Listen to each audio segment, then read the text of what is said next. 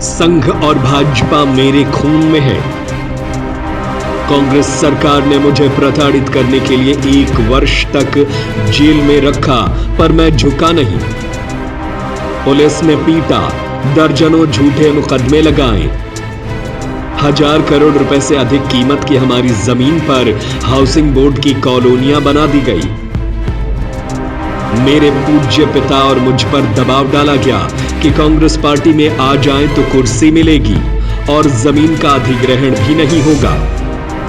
कुर्सियों का मोह हमने तब नहीं किया, तो अब कुर्सियों के लिए मोह और समझौते क्या करेंगे? कुर्सी, जी हां, कुर्सी। राजनीति में लड़ाई कुर्सी से शुरू होकर कुर्सी पर ही खत्म हो जाती है। यह कुर्सी चीज ही ऐसी है जो जब तक जिसके पास होती है उसके कदमों में दुनिया झुककर सलाम करती है, और ये कुर्सी अगर ना हो तो। खैर, राजनीति में कुर्सी की लड़ाई हमेशा से चली आ रही है और आगे भी यूं ही चलती रहेगी। आज के इस खास वीडियो में हम सागर की राजनीति के उस नेता की बात करने जा रहे हैं जिसे जिसकी पार्टी में यस मैन कहा जाता है।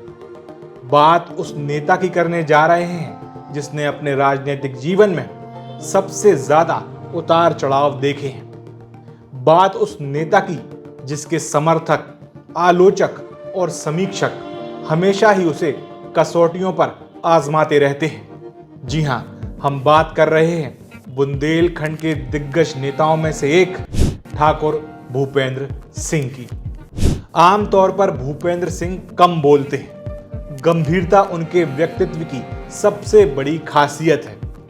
अक्सर उनकी चुप्पी के कई मायने निकाले जाते हैं, लेकिन आज उनका सोशल मीडिया पर किया गया एक पोस्ट राजनीतिक हलकों में एक चर्चा का विषय बना हुआ है। उनकी इस पोस्ट में उन्होंने कुछ ऐसी बातें लिखी हैं जिसके मायने बेहद गहरे हैं। साथ ही इस पोस्ट में उनके तेवर भी बता रहे हैं कि निकट भविष्य में उनका दृष्टिकोण कुछ बदला बदला दिखाई दे सकता है। इन सभी बातों की गहराई को समझने की आज हम कोशिश करेंगे, लेकिन उससे पहले 1 मई 1956 की उस चिलचिलाती धूप की बात करते हैं जब मध्य प्रदेश के पहले मुख्यमंत्री पंडित रविशंकर शुक्ल सागर में अपना डेरा जमाए हुए थे। वजह थी उनके जिगरी दोस्त, जो कभी उनके मंत्रिमंडल में उनके गृह मंत्री थे, द्वारका प्रसाद मिश्र के कठिन वक्त में उनके साथ खड़े रहकर उन्हें सागर विश्वविद्यालय का कुलपति बनाने की। शुक्ल उस वक्त सागर विश्वविद्यालय के कुलाधिपति थे। द्वारिका प्रसाद मिश्र ने साल 1951 में प्रधानमंत्री जवाहरलाल नेहरू का विरोध करते हुए महाकौशल प्रांत के गृह मंत्री पद से और फिर कांग्रेस पार्टी से इस्तीफा दे दिया था, जिसके बाद वो राजनीति में करीब 12 सालों तक हाशिए पर रहे। लेकिन पंडित रविशंकर शुक्ल ने कभी भी अपने इस दोस्त का साथ नहीं छोड़ा। इसकी शिकायत नेहरू तक भी पहुंची, जिस पर नेहरू ने एक बार रविशंकर शुक्ल से कहा, आप कानकुब्ज ब्राह्मणों का आधिपत्य बढ़ा रहे हैं। पंडित रविशंकर शुक्ल हमेशा द्वारिका प्रसाद मिश्र की मदद करते रहे। वो अपने जिगरी दोस्त के लिए कुछ बेहतर करना चाहते थे। इसी बीच उन्होंने सागर में उनके लिए एक सुरक्षित ठिया देख लिया था। पंडित रविशंकर शुक्ल ने सागर विश्वविद्यालय, जो आज डॉक्टर हरि सिंह गौर विश्वविद्यालय के नाम से जाना जाता है, उसमें कुलपति के चुनाव के वक्त खुद वहां पहुंचकर द्वारका प्रसाद मिश्र को जीत दिलाई, जिसके बाद सागर विश्वविद्यालय के वो कुलपति बने। द्वारिका प्रसाद मिश्र को आगे चलकर मध्य प्रदेश का चाणक्य भी कहा गया। साल 1962 तक वो सागर विश्वविद्यालय के कुलपति रहे। इसी बीच उन्होंने प्रधानमंत्री नेहरू को अपना स्पष्टीकरण भी दिया और दोनों के बीच की नाराजगी कम हुई। तो इसी साल यानी साल 1962 में वो इंदिरा गांधी के भी खास बन गए। और एक दिन साल 1963 में वो भी आया जब वो अपने राजनीतिक नेपथ्य से बाहर आए और मध्य प्रदेश के मुख्यमंत्री बने। उनके मुख्यमंत्री बनने की कहानी भी एक तरह से सागर से जुड़ी है। साल 1963 में जब कांग्रेस में कामराज प्लान आया तो सभी सीनियर नेताओं को पद छोड़ना पड़ा। ऐसे में दूसरी पंक्ति के नेता आगे आए। एमपी में सीएम पद से भगवंत राव मंडलोई को भी इस्तीफा देना पड़ा। इस इस्तीफे के बाद पहले कैलाश नाथ काटजू को आगे किया गया सीएम पद के लिए, लेकिन जब तख्तमल जैन ने अपनी दावेदारी सीएम पद के लिए पेश की तो वो पीछे हट गए। इसके बाद द्वारिका प्रसाद मिश्र मुख्यमंत्री पद के लिए आगे आए और उन्होंने अपना दावा ठोका। उस वक्त उनके खिलाफ तख्तमल जैन ने भी सीएम पद के लिए अपना दावा किया था। तय ये हुआ कि अब चुनाव से ही नए सीएम का फैसला होगा। कांग्रेस की केंद्रीय कमेटी से पर्यवेक्षक के रूप में जगजीवन राम भोपाल आए। उन्होंने चुनाव की तारीख तय की। इसके बाद द्वारका प्रसाद मिश्र ने वो किया जो आज चलन में है। करीब 19 विधायकों को सागर में एक गुप्त स्थान पर ठहराया गया। फिर उन्हें वोटिंग वाले दिन सड़क मार्ग से भोपाल ले जाया गया। जहां वोटिंग हुई तो तख्तमल जैन को 64 वोट मिले और द्वारिका प्रसाद मिश्र को 83। इन्हीं 19 विधायकों की लीड से द्वारिका प्रसाद मिश्र मध्य प्रदेश के नए मुख्यमंत्री बनते हैं। द्वारिका प्रसाद मिश्र के मुख्यमंत्री बनते ही सबसे पहले उनके पुराने दोस्त मध्य प्रदेश के पहले मुख्यमंत्री रविशंकर शुक्ल की वो इच्छा पूरी हो जाती है जो चाहते थे कि मेरे बाद मेरा दोस्त मध्य प्रदेश का मुख्यमंत्री बने। अब आप सोच रहे होंगे कि मैं ठाकुर भूपेंद्र सिंह की बातें करते करते आपको ये मध्य प्रदेश के पहले मुख्यमंत्री रविशंकर शुक्ल और द्वारिका प्रसाद मिश्र के किस्से क्यों सुनाने लगा। तो इसके पीछे की वजह है मध्य प्रदेश के राजनीतिक इतिहास में दर्ज ये किस्से आज की हमारी इस खास खबर से मिलते जुलते हैं। इसके अलावा द्वारिका प्रसाद मिश्र और भूपेंद्र सिंह के व्यक्तित्व को अगर गौर से समझें तो इसमें काफी समानताएं, कुछ एक असमानताएं भी हैं। इन पर हम आगे चर्चा करेंगे। फिलहाल आपको ले चलते हैं 27 नवंबर 2003 के उस दिन जब भोपाल में उमा भारती मध्य प्रदेश के सीएम पद की शपथ ले रही थी। उनके जीते हुए विधायकों में तब भूपेंद्र सिंह का नाम नहीं था क्योंकि वो सागर की सुर्खी विधानसभा से चुनाव हार गए थे। बीजेपी इस चुनाव में सागर जिले की 8 विधानसभा सीटों में से सिर्फ एक सीट पर चुनाव हारी थी जो कि भूपेंद्र सिंह की थी। इस हार के बाद अगले 2 साल ठाकुर भूपेंद्र सिंह के कठिन समय वाले सालों में गिने जाते हैं, लेकिन उनकी ये कठिनाई ज्यादा दिनों तक नहीं रहने वाली थी। उमा भारती के बाद बाबूलाल गौर सीएम बने और जब वो सीएम पद से हटे तो उनकी जगह भूपेंद्र सिंह के दोस्त शिवराज सिंह चौहान मध्य प्रदेश के मुख्यमंत्री बनते हैं। 29 नवंबर 2005 को उम्मीद की एक नई किरण भूपेंद्र सिंह के जीवन में तब आती है जब उनके दोस्त शिवराज सिंह चौहान मध्य प्रदेश के मुख्यमंत्री के पद को संभालते हैं। वो सबसे पहले भूपेंद्र सिंह को संगठन में महत्वपूर्ण जिम्मेदारी देते हैं और यहां मजबूत करते हैं। इसके बाद आता है साल 2008। साल 2008 आते आते भूपेंद्र सिंह को अपनी राजनीति और रणनीति में बड़ा बदलाव करना पड़ता है और यहां परिसीमन के बाद जब सामान्य सीट खुरई हो जाती है तो वो अपना नया कर्म स्थान इसे बनाते हैं। यहां शिवराज सिंह चौहान उनकी मदद करते हैं। इसके अलावा सुर्खी विधानसभा के लिए वो एक दूसरा प्लान बी तैयार करते हैं।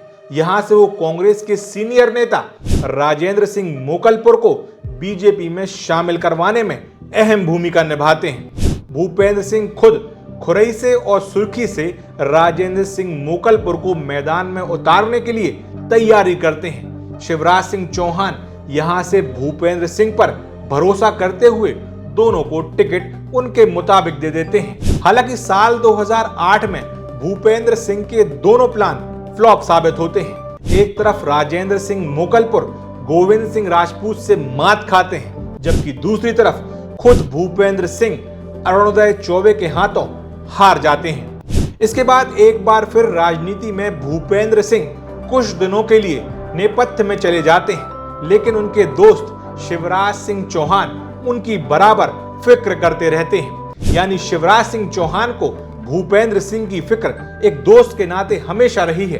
वो कैसे भी करके ढलान पर चल रहे भूपेंद्र सिंह के राजनीतिक कैरियर को ऊंचाई पर ले जाना चाहते थे। साल 2009 में एक बार फिर शिवराज सिंह चौहान ने भूपेंद्र सिंह को सागर लोकसभा सीट से टिकट दिलवाया। यहां भूपेंद्र सिंह समझ गए थे कि उनका ये आखिरी मौका है। यहां अगर कोई चूक होती है तो अब उनको इसका बड़ा खामियाजा उठाना पड़ेगा। और ये वही वक्त था जब भूपेंद्र सिंह ने यहां से अपनी राजनीति का स्टाइल पूरी तरह बदल दिया। हालांकि वो अपने मूल सिद्धांत पर आज भी कायम रहे, जो थी पार्टी के प्रति उनकी वफादारी।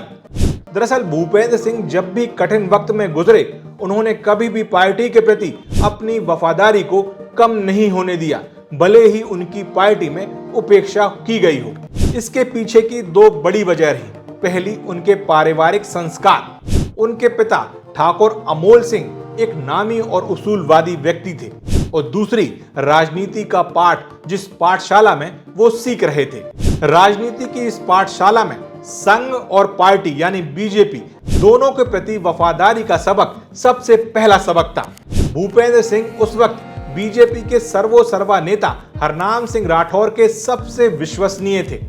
इसके अलावा वो उनके छोटे भाई हरभजन सिंह राठौर के पक्के दोस्त भी थे, जिस कारण न सिर्फ राजनीतिक तौर पर बल्कि पारिवारिक सदस्य के तौर पर भी वो राठौर परिवार से जुड़े रहे। संघ और पार्टी दोनों के प्रति उनका समर्पण जो आज हमें दिखाई देता है, उसकी नींव यहां से ही शुरू होती है।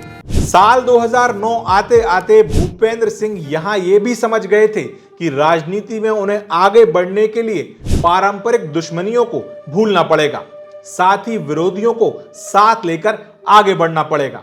इसकी शुरुआत उन्होंने इसी साल यानी 2009 से शुरू की।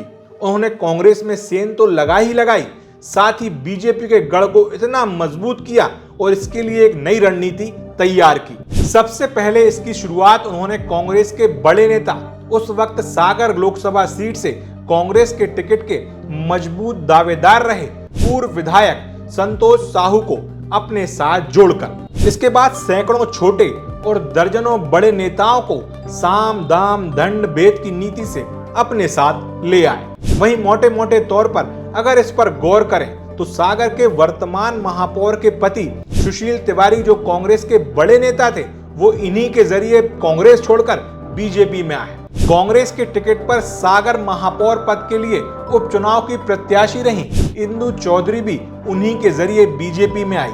कांग्रेस नेता स्वर्गीय हुकुम साहू, सुखदेव मिश्रा जैसे ढेरों नेता बीजेपी में आए। उनके राजनीतिक विरोधी अरुणोदय चौबे आज बीजेपी में ही हैं। भले ही वो किसी के जरिए बीजेपी में शामिल हुए हों, लेकिन ये भूपेंद्र सिंह की नीति ही थी जो उन्हें मजबूरन बीजेपी में आना पड़ा।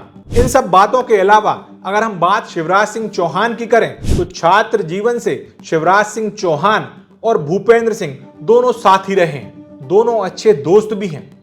युवा अवस्था में दोनों की दोस्ती गहरी हो गई थी। जब शिवराज सिंह चौहान सीएम बने तो सबसे पहले उन्होंने भूपेंद्र सिंह को मजबूत किया। बाद में भूपेंद्र सिंह भी शिवराज सिंह चौहान की ढाल बने रहे। साल 2013 के बाद सभी जानते हैं कि किस तरह भूपेंद्र सिंह सबसे ताकतवर नेताओं में शुमार हुए, कैसे उनका कद पार्टी सरकार में सब जगह बढ़ता ही चला गया। जैसा मैंने जिक्र किया कि उस जमाने में पंडित रविशंकर शुक्ल पर ब्राह्मणवाद फैलाने का आरोप लगा, ठीक ऐसा ही शिवराज सिंह चौहान जब अपना खेमा मजबूत कर रहे थे, यानी भूपेंद्र सिंह को मजबूत कर रहे थे, तो उन पर ठाकुरवाद फैलाने का आरोप लगा था। एक तरफ जहां भूपेंद्र सिंह दिन ब दिन मजबूत हो रहे थे, ताकतवर हो रहे थे, वहीं दूसरी तरफ उन्होंने अपनी उस रणनीति को कभी नहीं छोड़ा जिसमें वो अपने विरोधी खेमे में सेंध लगाकर उसे क्षतिग्रस्त करते थे। साल 2023 तक भूपेंद्र सिंह का कोई मुकाबला दूर दूर तक करने वाला नहीं था। लेकिन जैसे ही उनके दोस्त शिवराज सिंह चौहान गद्दी से हटे, एक बार फिर उन्हें उपेक्षा का शिकार होना पड़ा। कहते हैं जिस तरह जब उमा भारती सीएम पद से हटी थी तो उनकी राय से बाबूलाल गौर को मध्य प्रदेश का नया सीएम बनाया गया था, ऐसे ही अगर शिवराज सिंह चौहान जब गद्दी छोड़ रहे थे, उनसे उनकी राय लेकर सीएम बनाया जाता तो वो भूपेंद्र सिंह का नाम लेते, लेकिन ऐसा हो नहीं पाया। उल्टा भूपेंद्र सिंह की सरकार में हैसियत एक विधायक तक सीमित कर दी गई, उन्हें मंत्री तक नहीं बनाया गया। जो शख्स 10 सालों से सरकार का एक ऐसा चेहरा जिसे नेक्स्ट टू सीएम कहा जाता था, आज उसे मंच पर एक ऐसी जगह बिठाया गया कि लोगों ने कार्यक्रम से ज्यादा उनकी उपेक्षा की चर्चा की। दरअसल 27 सितंबर को सागर में हुए रीजनल इंडस्ट्री कॉन्क्लेव में जो हुआ उसको देखने के बाद भूपेंद्र सिंह और गोपाल भार्गव की उपेक्षा की खबरें सुर्खियां बनी हुई हैं। अखबार, टीवी चैनलों और सोशल मीडिया पर तरह तरह की खबरें और चर्चाएं चल रही हैं। जिसके बाद सबसे पहले गोपाल भार्गव ने फेसबुक पर यहां वहां की बातें करते करते अंत में 2 लाइनों में एक छोटी सी प्रतिक्रिया दी। इस पर मैंने एक अलग से वीडियो बनाया है, उसको आप देख सकते हैं। लेकिन भूपेंद्र सिंह इस दौरान खामोश रहे। उनको लेकर किसी अखबार ने जब यह खबर छापी कि भूपेंद्र सिंह को कार्यक्रम में उचित स्थान नहीं दिया गया, भूपेंद्र सिंह ने मंच पर अपनी कुर्सी लगवाने का प्रयास किया। इस खबर के छपने के बाद भूपेंद्र सिंह को अपनी चुप्पी तोड़नी पड़ी। उन्होंने अपने सोशल मीडिया अकाउंट पर एक पोस्ट कर सभी बातों का खंडन किया। भूपेंद्र सिंह ने अपनी पोस्ट में लिखा, आज एक समाचार पत्र में इस आशय की पंक्तियां पढ़कर मन व्यथित हुआ, जिसमें लिखा गया है कि सागर इन्वेस्टर कॉन्क्लेव में मंच पर अपनी कुर्सी लगवाने के लिए मैंने प्रयास किए। यह बैठक व्यवस्था से मुझे ऐतराज था। संघ और भाजपा मेरे खून में है और इसके अनुशासन का अनुसरण सदैव मैंने किया है। इसके लिए विगत 45 वर्षों से मैं कार्यकर्ता के रूप में काम कर रहा हूं। इन 45 वर्षों में लगभग 25 वर्ष ऐसे संघर्ष भरे थे जिनमें कांग्रेस की सरकार थी। उस समय जन समस्याओं को लेकर आंदोलन में पुलिस की लाठियां खाई, अनेक बार जेलों की यातनाएं सही, लेकिन संघर्ष का मार्ग कभी नहीं छोड़ा और ना ही विचारधारा से समझौता किया।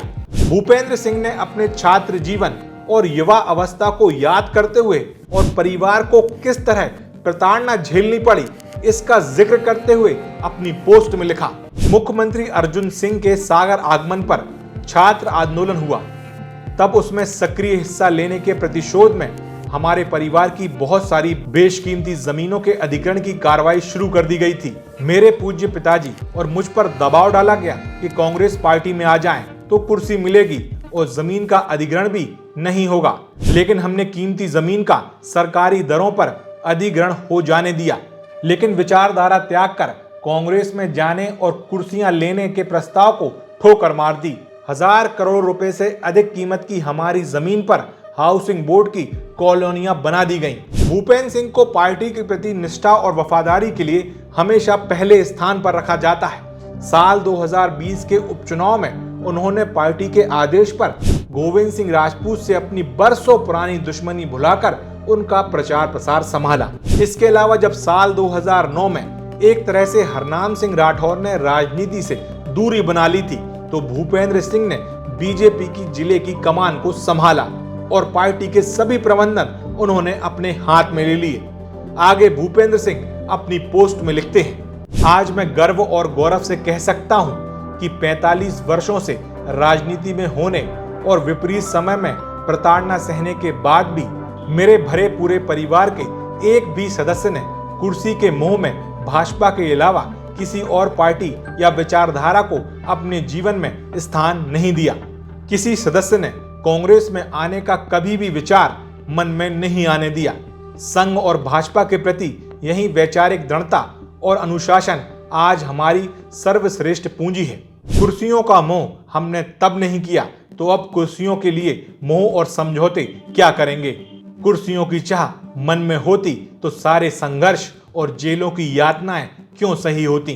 भूपेंद्र सिंह ने बार बार कुर्सी शब्द का इस्तेमाल करते हुए अपने तेवर इस पोस्ट में साफ जाहिर किए।